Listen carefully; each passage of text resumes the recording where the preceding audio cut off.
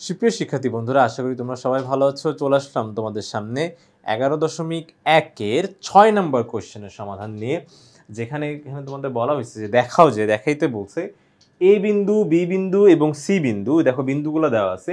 এই বিন্দু দিয়ে একটা সমবাহু ত্রিভুজের, মানে এটা হচ্ছে একটা সমবাহু ত্রিভুজের শীর্ষবিন্দু। তার মানে তোমার হচ্ছে যেই ত্রিভুজটা তোমার হচ্ছে এই তিনটা বিন্দু দিয়ে হবে, সেটা একটা সমবাহু ত্রিভুজ হতে হবে। সমবাহু ত্রিভুজ হচ্ছে কি, যেই ত্রিভুজের তিনটা বাহুই সমান, সমবাহু, তার মানে বাহু তিনটাই সমান। এটা তোমাকে প্রমাণ করে দেখাইতে হবে। এরপরে হচ্ছে বলছে যে এর পরিসীমা 3 দশমিক স্থান পর্যন্ত নির্ণয় করো। সেটা হচ্ছে এটা সেকেন্ড পার্ট, এটা আমরা হচ্ছে পরবর্তীতে করব। কিন্তু প্রথমে আমাদের বলছে সমবাহু ত্রিভুজ, এটা হচ্ছে দেখাইতে বলছে।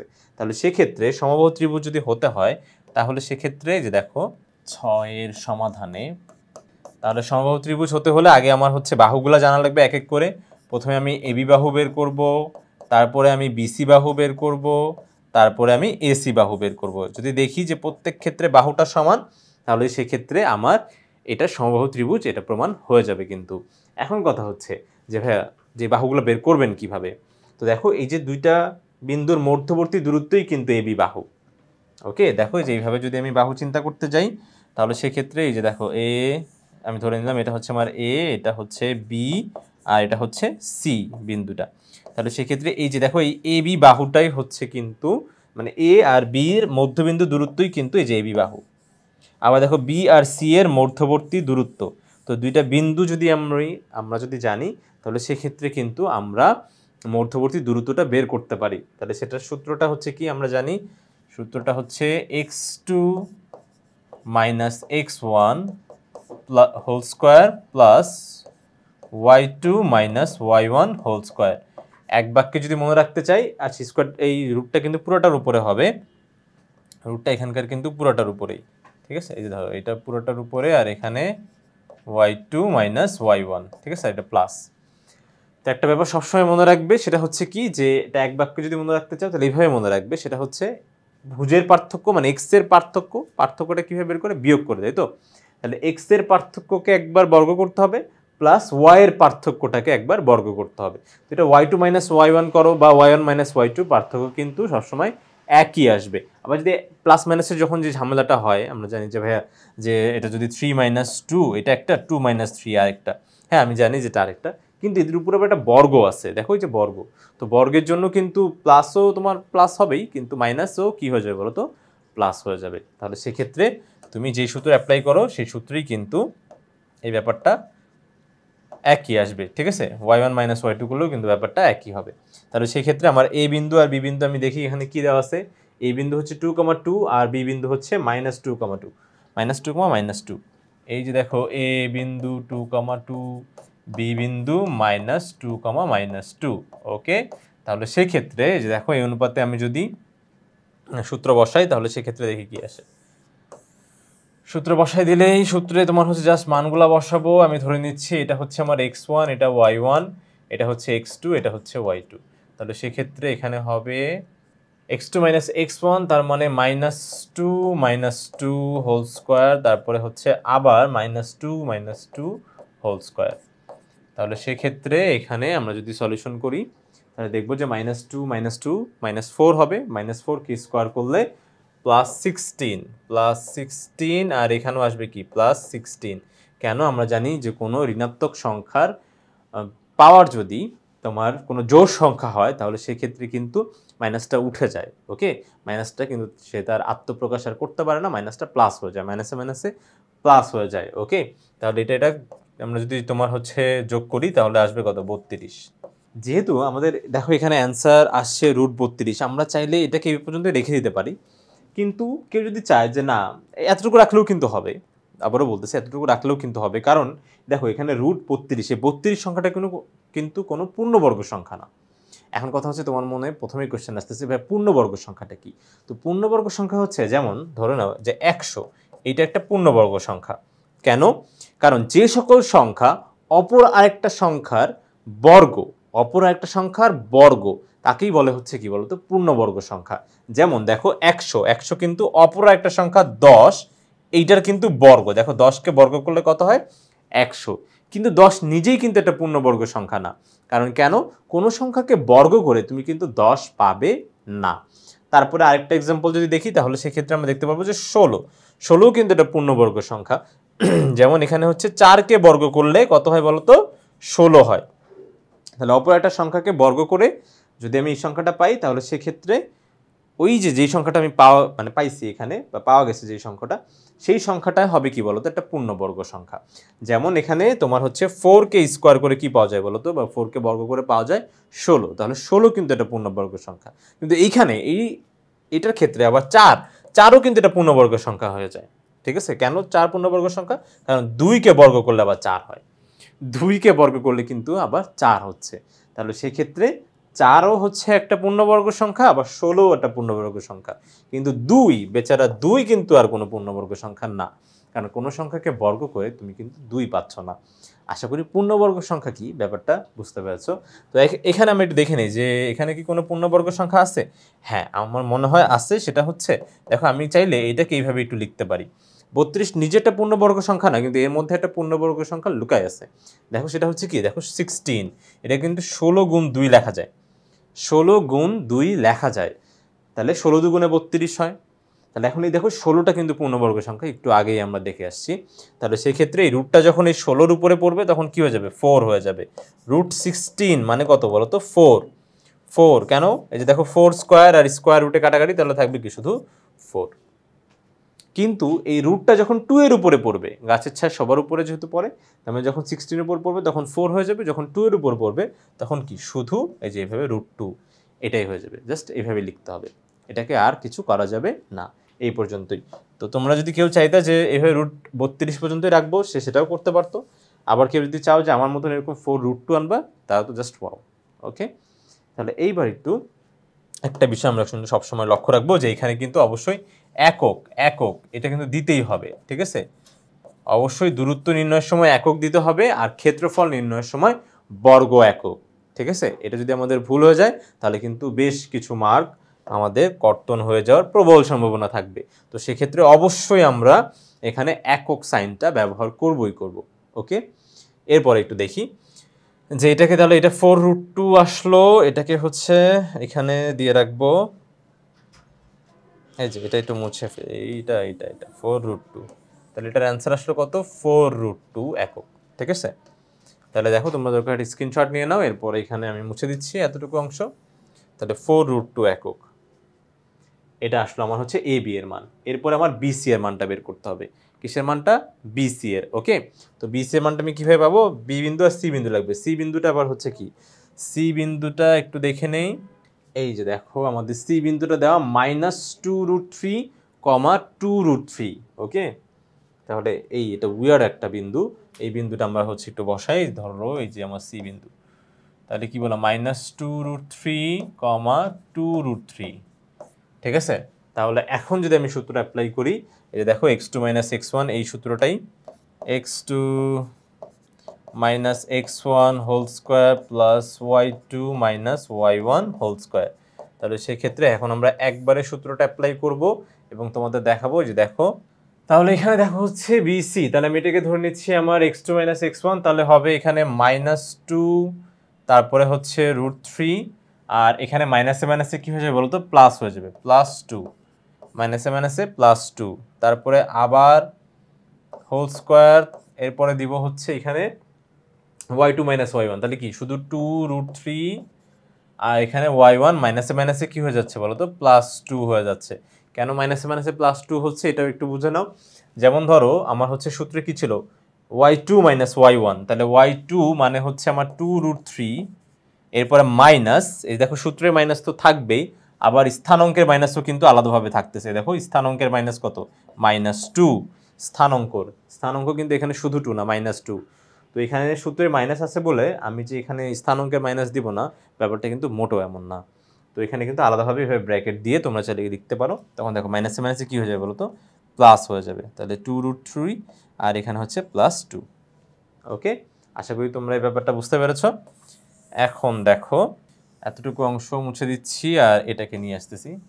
ইজ ইকুয়ালস টু সাথে ইজ ইকুয়ালস টু মিলতেছে না? আচ্ছা, একটাকে বাদ দিয়ে দিব, সমস্যা নেই, সমস্যা নয়, বাদ দিয়ে দিচ্ছি। এই যে দেখো, এখন এখন কাজ হচ্ছে ভাইয়া, একটু একটা ব্যাপার জিনিস একটু লক্ষ্য করে দেখো, এটা কিন্তু তুমি যোগ করতে পারবে না, এই ধরনের এটা কিন্তু সদিশ পদই না। 2√3 এটা কিন্তু ব্যাপারটা পুরোটাই আলাদা। তো এটাকে আমরা এখন যোগ করতে পারবো না, একবারে সরাসরি যোগ করা যাবে না, এখানে কিন্তু দশমিক চলে আসবে সেক্ষেত্রে।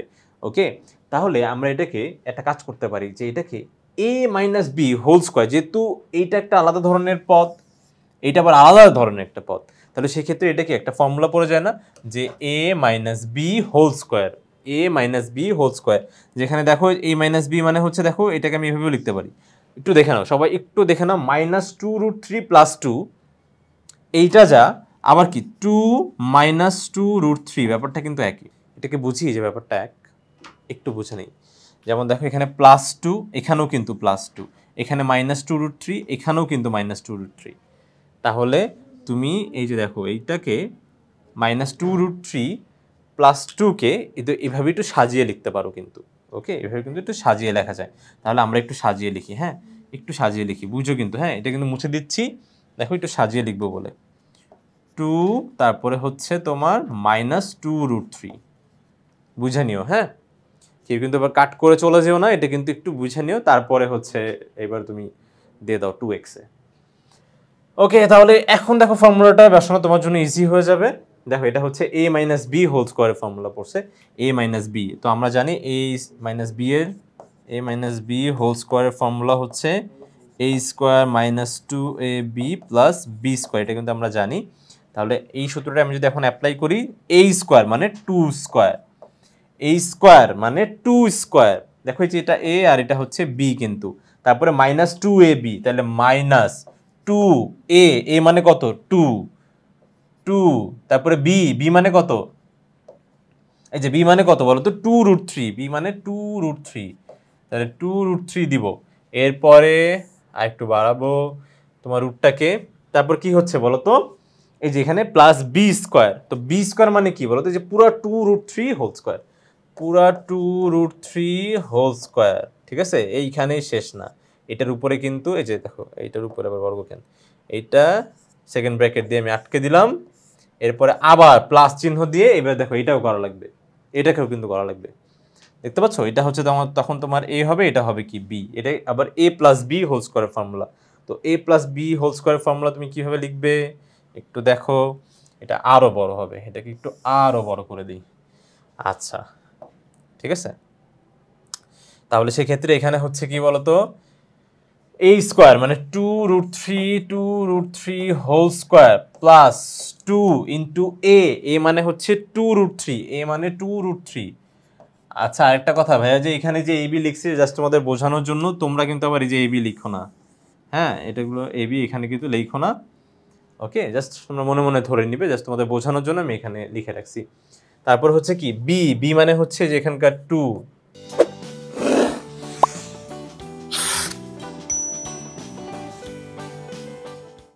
এখানকার 2, তারপরে বি স্কোয়ার মানে 2 স্কোয়ার, বি স্কোয়ার মানে 2 স্কোয়ার, বুঝে নিও কিন্তু বি স্কোয়ার মানে 2 স্কোয়ার। আশা করি এতটুকু ক্যালকুলেশন তোমরা করতে পারবে। এরপর আমরা একটু দেখে নিই যেটা আদৌ আসে কি। দেখো 2 স্কোয়ার মানে কত 4, এখানে আসবে মাইনাস 2 দুগুণা 4, এখন কিন্তু মাল্টিপ্লাই কিন্তু করা যায়, মাল্টিপ্লাই করা যাবে, যেমন দেখো এ আর বি যোগ করা যায় না কিন্তু গুণ করা যায়, কি হয় এ বি হয়ে যায়, ঠিক আছে, ঠিক একই রকম এখানেও মাল্টিপ্লাই করা যাবে, সেটা হচ্ছে দেখো মাল্টিপ্লাই করলে 2 দুগুণা 4, 4 দুগুণা 8, আর √3টাকে মাল্টিপ্লাই করা যাবে না, √3 এইভাবেই থাকবে। তোমরা একটা কথা সবসময় মনে রেখো ভাই, যখন এরকম রুটের মানগুলো যোগ বিয়োগ করবা না, জাস্ট চিন্তা করবে √3টা আসলে একটা চলকের মতন, চলক, চলক হচ্ছে কি, যে এ বি সি হচ্ছে চলক, তার মানে এইখানে সেম জিনিসটা যদি এইভাবে থাকতো, দেখো 2a থাকতো, তুমি কি করতা, 2 দুগুণা 4, 4 দুগুণা 8, 8a বলতা না, তো এই যে √3টাকেও তুমি এইভাবে চিন্তা করবা, √3টাকেও তুমি এমনইভাবে চিন্তা করবা যে এটাও একটা চলক, একটা এ, হ্যাঁ ওটা কিচ্ছু করবো না আমি, ও ঝামেলা করবে আমার, তাহলে ওরে আমি আলাদাভাবে রেখে দিব, তাহলে কত হচ্ছে -2 দুগুণা 4, 4 দুগুণা 8, 8√3, আবার এখানে দেখো প্লাস 2√3 হোল স্কোয়ার, তার মানে স্কোয়ার 2 এর উপরে পড়বে, যখন 2 এর উপর পড়বে তখন কত হয়ে যাবে 4, আর যখন √3 এর উপরে পড়বে, √3 এর উপরে, বুঝছো কিন্তু √3 এর উপরে, তাহলে সেক্ষেত্রে কি √3 আর হচ্ছে স্কোয়ার, কি কাটাকাটি না, যে রুট আর স্কোয়ার কাটাকাটি হলে থাকবে কি শুধু 3, থাকবে শুধু 3, ঠিক আছে।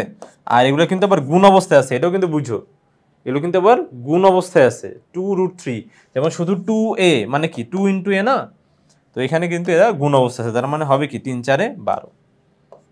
ইয়াল্লাহ, কত কিছু, 3 × 4 = 12। কেন 12 হলো? ওই যে দেখো 4 আর হচ্ছে 3 গুণ করে কত হয়েছে 12, বুঝছো। এরপরে আবার সেম, এখন আর আমার সেকেন্ড ব্র্যাকেট দেওয়া লাগবে না, এখানে দেখো এটাও আবার কত হবে 12 হবে, একটু আগেই করে আসছি। তারপর একটু আগে এখনো এই যে এটা করলাম কি +8√3 আর হচ্ছে এখানে কত 4, দেখছো ব্যাপারটা কি ক্লিয়ার? আশা করি ক্লিয়ার। এখন দেখো আমি হচ্ছে এই যে এখানকার 8√3 বাদ দিয়ে দিচ্ছি, তাহলে এখানে থাকবে হচ্ছে আমার 12 আর হচ্ছে 12 আমরা জানি 24 আর 4 আর 4 8, 24 আর 8 কত 32 আবার। আর এই 32কে যে কিভাবে ভেঙে 4√2 লেখা যায় এটাও আমরা জানি, একটু আগেই দেখে আসছি, তাহলে এটা হবে 4√2 একক। ঠিক একই রকম উপায়ে এখন আমরা এই যেখানকার এসিটা বের করব, এসিটা, ঠিক আছে। আচ্ছা আমি ক্যালকুলেশনগুলো কিন্তু এখন একটু অ্যাভয়েড করে এই যে মাঝখানের এই পার্টটুকু বাদ দিয়ে দিচ্ছি আমি, নাহলে বেশি ছোট হয়ে যাচ্ছে লেখাটা। দেখো বন্ধুরা, তোমার হচ্ছে এখন যদি আমি এই যে দেখো এখানকার এসি দূরত্বটা বের করি, এসি, তো সেক্ষেত্রে আবার যদি তোমার হচ্ছে এই যে দেখো আগের সূত্র x2 - x1 whole square plus y2 - y1 whole square apply করবো, তাহলে সেক্ষেত্রে আমি এমন একটা তোমার হচ্ছে মান পাবো। তো এটাকে যদি এখন আমরা একটু এক্সটেন্ড করতে চাই তাহলে ঠিক আগের মতনই, বাট একটু কাজগুলো আছে এটা আমি একটু মুছে দিই, এইটা আমি একটু মুছে দিচ্ছি, তোমরা একটু দরকার হয় আগের অংশটুকু থেকে একটু 4√2 মনে রেখো, 4√2 আসতেছিল, ঠিক আছে, তাহলে একটু ছোট লাগবে না আর কি, ক্যালকুলেশনটা তোমরা স্পষ্ট ভালোভাবে দেখতে পারবে। তো আগের ইয়ে থেকে তোমরা দরকার হয় একটা স্ক্রিনশট নিয়ে নিও, ঠিক আছে, একটু ব্যাকে গিয়ে। আচ্ছা, তো এখানে দেখো তোমরা কিন্তু চাইলে এখান থেকে মাইনাসটা কমন নিতে পারো, দেখো মাইনাস কমন যায়, তো মাইনাস কমন নেওয়া মানে হচ্ছে -1 কমন নিচ্ছ, -1, তো -1 আর দেওয়া লাগে না, আমি শুধু মাইনাস দিব, মাইনাস দিয়ে কি বলতো 2√3 হয়ে যাবে, কারণ মাইনাস কমন নিলে ভিতরে সব চিহ্নগুলো পরিবর্তন হয়ে যায়, ওকে। আর কমনে মানে ভাগ, তো -1 দিয়ে যদি -2√3 কে ভাগ করো তাহলে কি মাইনাসে মাইনাসে +2√3, আবার -1 দিয়ে যদি এখানকার -2 কে ভাগ করো তাহলে মাইনাসে মাইনাসে প্লাস, যেমন ব্যাপারটা এমন হচ্ছে, ধরো এই যে -1, তাহলে কথা হবে তো 2 +2। আবার এতটুকু মনে রাখবা যে হচ্ছে কি বলতো কমন -1 যদি কখনো কমন নাও তাহলে সেক্ষেত্রে অবশ্যই এই যে ভিতরের চিহ্নগুলো পরিবর্তন হয়েছে, ওকে।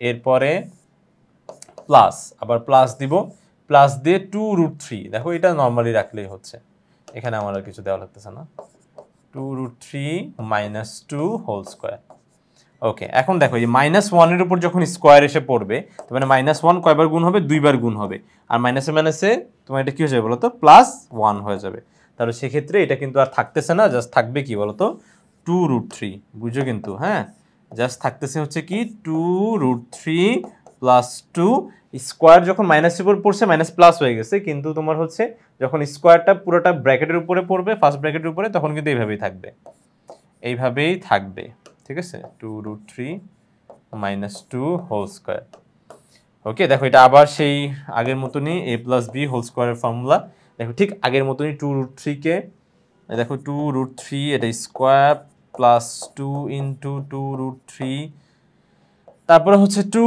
তারপরে এখানে হচ্ছে 2 স্কোয়ার, এটা শেষ, আবার আবার প্লাস দিয়ে 2√3 হোল স্কোয়ার -2 × 2√3 × 2 + 2 স্কোয়ার, বুঝো, হ্যাঁ, সে আগের মতনই a + b হোল স্কোয়ার, তারপরে a - b whole square formula apply করছি, তাহলে সেই ক্ষেত্রে এটা হয়ে যাচ্ছিল কি বলতো 12 আসছিল, এটা আসতেছিল 8√3, তারপরে এটা আবার হচ্ছে 4, সে আগের মতনই আসতেছে, এটা আবার 12, এটা আবার -8√3, আর এটা হচ্ছে 4, তো এটা এটা কাটা, কাটু বাদ, তাহলে দেখো যোগ করলে কত আসবে 32, এটা মানে কি লেখা যায় 4√2, কিভাবে এটা আমরা একটু আগেই দেখে ফেলছি প্রথমেই।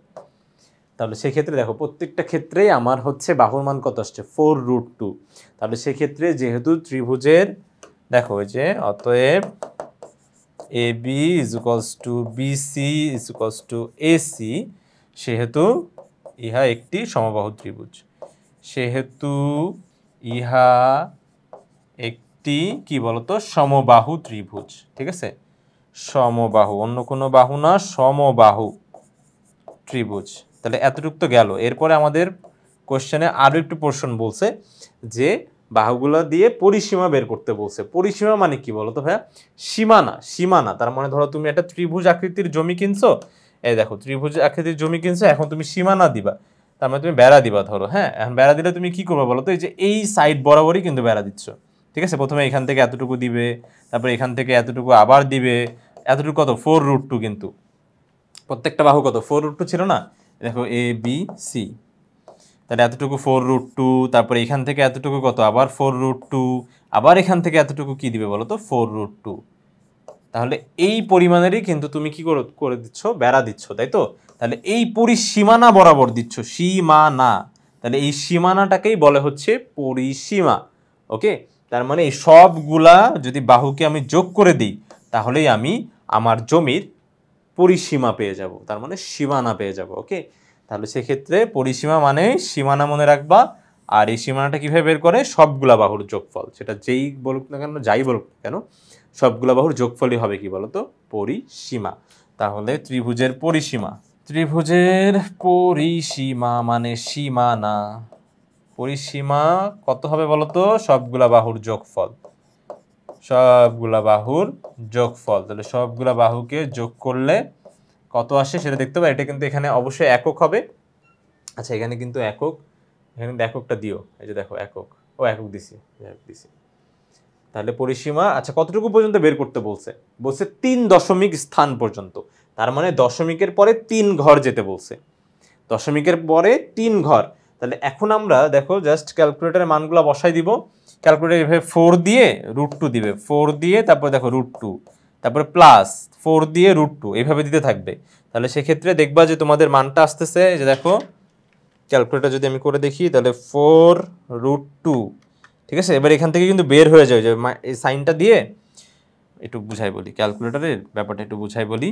যে দেখো তুমি যদি 4√2 দেওয়ার পরই যদি অন্য একটা সংখ্যা দাও তাহলে দেখবো ওইটাও কি রুটের নিচে চলে যাচ্ছে, রুটের নিচে চলে যাচ্ছে। তো যাদের যে এই ধরনের ক্যালকুলেটর আছে, এইটা ব্যতীত তোমার 991 ইএস প্লাস যেটাই থাকুক না কেন, এই যে দেখো এইটা, এই যে দেখো এইটা এরকম, ঠিক আছে, তারা কিন্তু একটু যে ডানে চলে যায়, ওই যে ডানে রুটটা দেওয়ার পরেই যে ডানে ডানে যাওয়ার অপশন আছে না, এই যে দেখো ডানে, এই যে দেখছো এই যে ডানে যাওয়ার অপশনটা আছে, যে এই যে দেখো ডানে যাওয়ার অপশনটা, এই ডানে যাওয়ার অপশনে প্রেস করে দেখবা যে তুমি রুট থেকে বের হয়ে গেছো।